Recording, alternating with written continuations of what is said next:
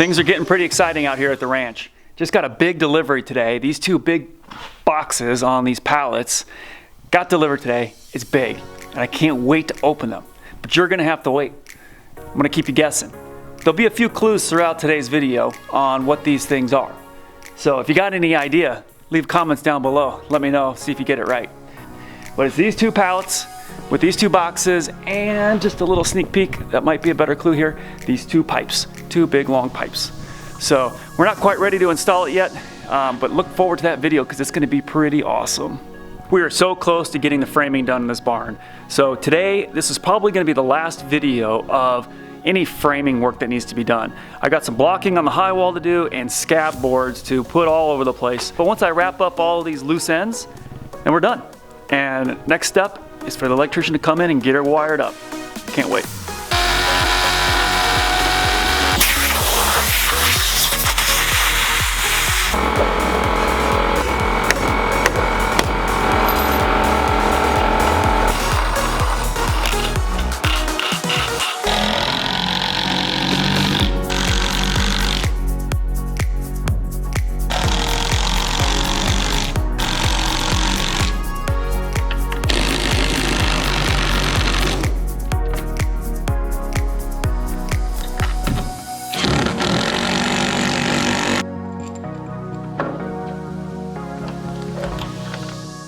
I'm putting these towards the outer edge here to make sure it's going into the actual rim joist here and not just into the OSB. So it's got something more substantial to bite into and hold.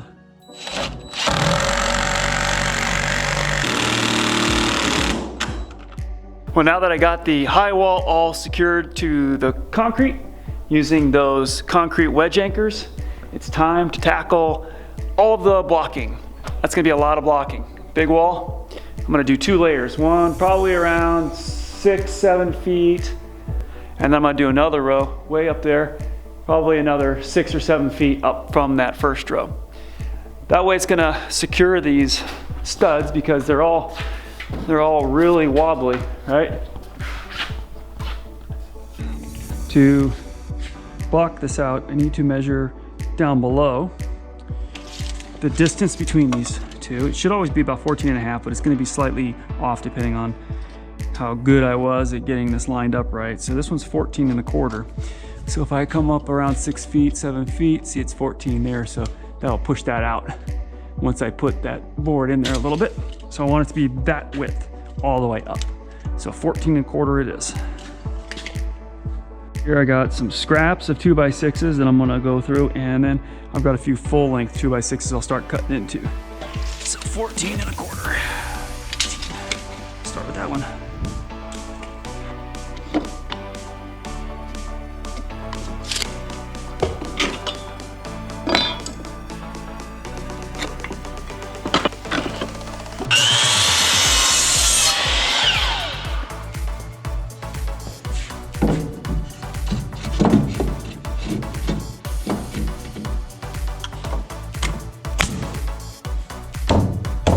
Toenail this one in, push it.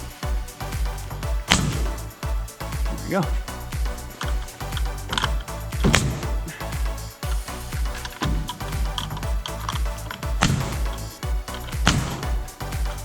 All right, first one done.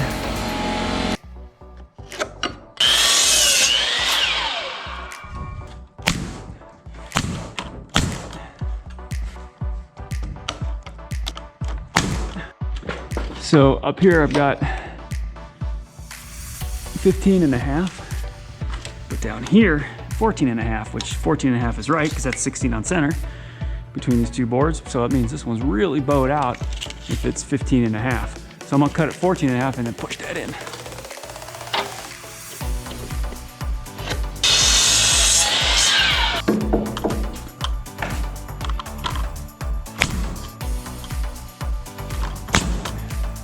Look at that gap. Huh.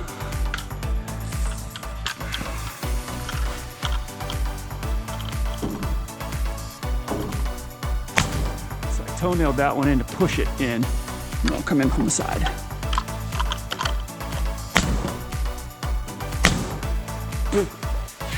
All right, good. Wow, look at this one. That's a couple inches there. That one's really bowed.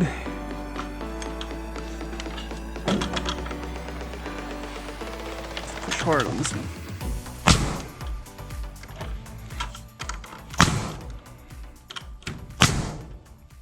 So now that all the framing is done, I need to go back around and find all of the spots where I need to add some scab boards or some additional 2x4s just to give me a place to screw drywall into. There's a lot of areas, especially in corners, where you have to add that extra piece of wood to give you a place to screw the drywall into and to support it from the back side so it doesn't get pushed in. For example, in this corner right here, there's nothing in that corner there for me to screw drywall onto. So it'll screw into here, but when I come over here, this 2x4 is facing that way, so the drywall will come up to here and I'll screw that piece in there, but then this way, there's nothing there. There's nothing, so I need to put in either just some blocks up and down there or a full-size 2x4. And since this is kind of a high traffic area in this little hall, mudroom, laundry area, and in that corner, you never know what's gonna go there. So I'm gonna put a full-size 2x4 in that spot. And then other areas like back in the corner in the bathroom here, where I've got the same kind of situation here. It's a smaller distance between, and it's back in a corner where the vanity's gonna be. There's gonna be, you know, it's not really a very accessible location. So I'll probably just put some scraps in there to screw my drywall into and not waste a full-size 2x4 for that one. Okay, let's get to it.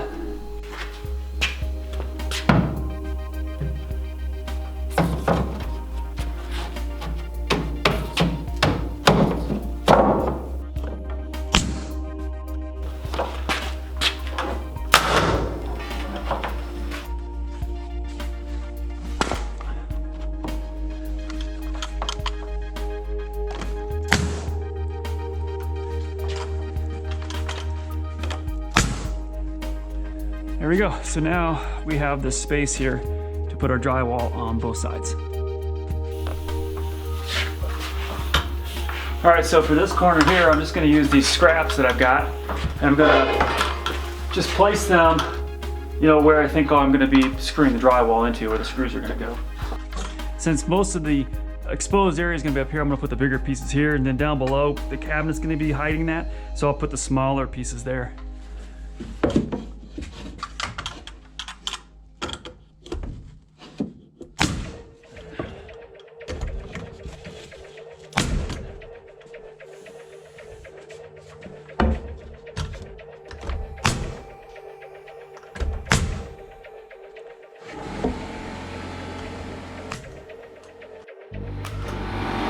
One good way how to get rid of all the little scraps you get left over from all of the construction.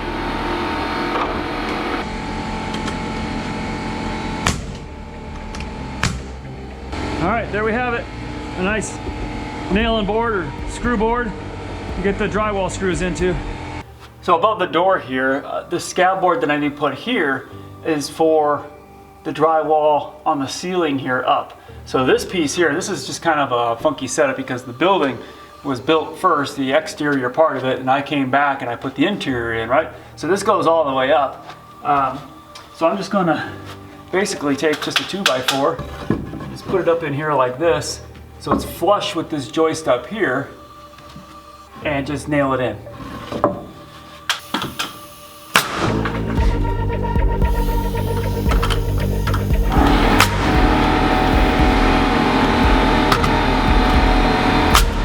For the scab boards up in the ceiling joist here, up against this wall, I need something to screw into my drywall. So I'm just putting these pieces up in there instead of using a full piece. You know, I'll have a 4-foot piece wide. I'll probably hit here, here, here, and then I got nothing. So I need to bring some scab boards up in here. Let's place them in and screw them in. So these, instead of nailing, I'm screwing these in, because then I can pull it tight. Shooting a nail up in here is going to just pop the board up because it's such a small little board. So by using these longer screws,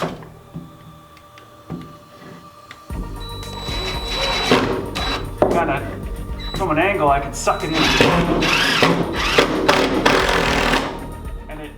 push that screw deep into the wood and suck down. So now, I mean, that's solid. There we go, all the way down. All right, well, here's a fun one. Look at that one up there. That's the end of that wall. And there's nothing up there to screw into. I had this leftover piece of 2x6 from the high wall blocking that I put in. So I think this is gonna work out perfect. Just put that up there. This is why you don't throw out any of your scraps. You keep them around because you can always use them for something.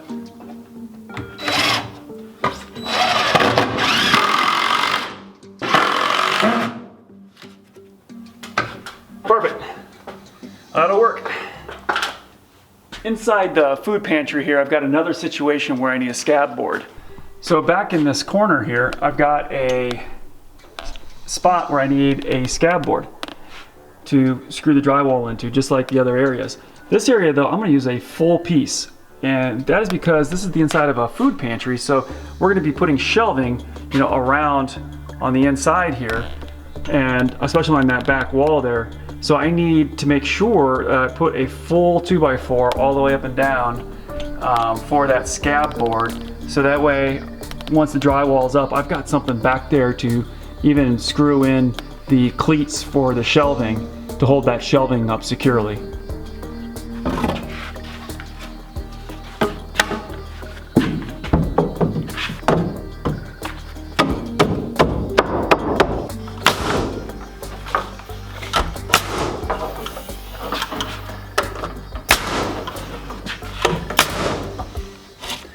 That should do it. There it is.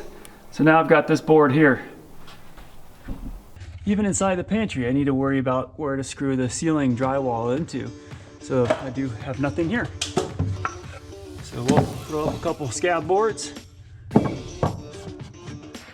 those screwed in, pull them tight.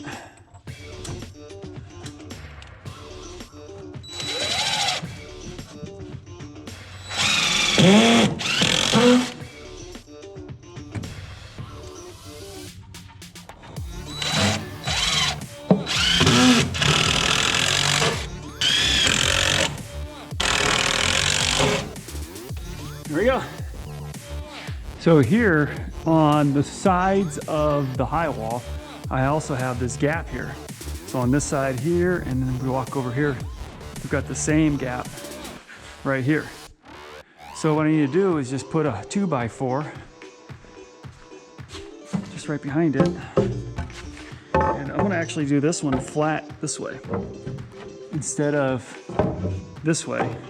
So I've just got some more, close that off a little more. Just like that.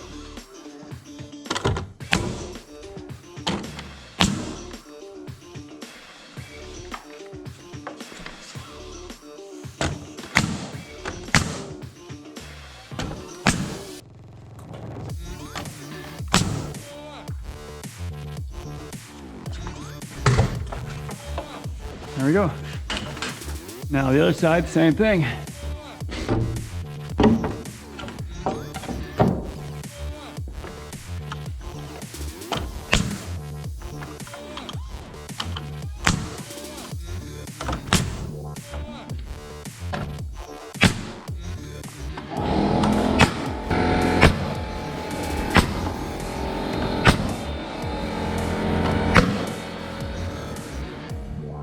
There, now we got this nice little corner here, all filled in. Make the drywall look nice. Thanks for watching, and don't forget to hit that subscribe button if you want to stay up to date on what's going on out here at the ranch. Until next time, keep living the dream.